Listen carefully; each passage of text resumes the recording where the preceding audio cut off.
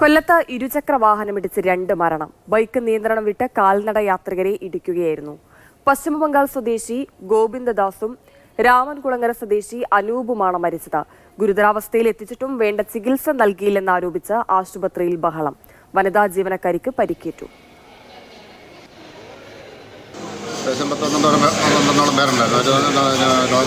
രോഗിയെ നോക്കുന്നതിന് പറഞ്ഞാൽ വേളം ഉണ്ടാക്കി നിങ്ങൾ വേളം ഉണ്ടാക്കിയാൽ ഡോക്ടർമാർ നോക്കിക്കൊണ്ടിരിക്കുക എന്ന് പറഞ്ഞു.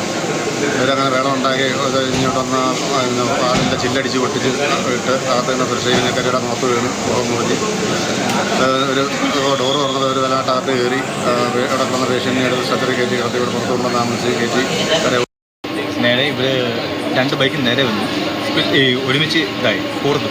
അതിനുശേഷം സ്പ്ലിറ്റായ സമയത്താണ് പോയി ഇവർ നടന്നു വന്ന വഴിയാത്രക്കാരെ ഇടിച്ചത്. അവരിടിച്ച് നേരെ പോയ ടൈമിൽ പോസ്റ്റിലോട്ട് ഇടിക്കുകയായിരുന്നു ബൈക്ക് പോസ്റ്റിലോട്ട് ഇടിച്ചതിന് ശേഷം ഈ ആക്സിഡൻ്റ് ആയതിൻ്റെ അത് അപ്പനും മോനുമാണ്. അപ്പൻ ഇവിടെ കൊണ്ടുവരുന്നപ്പോൾ ആൾ മരിച്ചു കഴിഞ്ഞു. പിന്നെ ബൈക്ക് ഓടിച്ചിരുന്ന ആളും മരിച്ചു എന്നാണ് ഇവിടെ വന്നപ്പോൾ പരിശോധിച്ചുകൊണ്ടിരിക്കുക. അപ്പം ഇപ്പന്മാർക്ക് അകത്ത് കയറണമെന്ന് പറഞ്ഞുകൊണ്ട് കിടന്ന് ബഹളം ഉണ്ടാക്കി. അതിന് സെക്യൂരിറ്റികളെല്ലാം കൂടെ വാതിലുണ്ടായിരുന്നു. നമ്മുടെ പ്രൊസീജിയർ റൂമിനകത്ത്.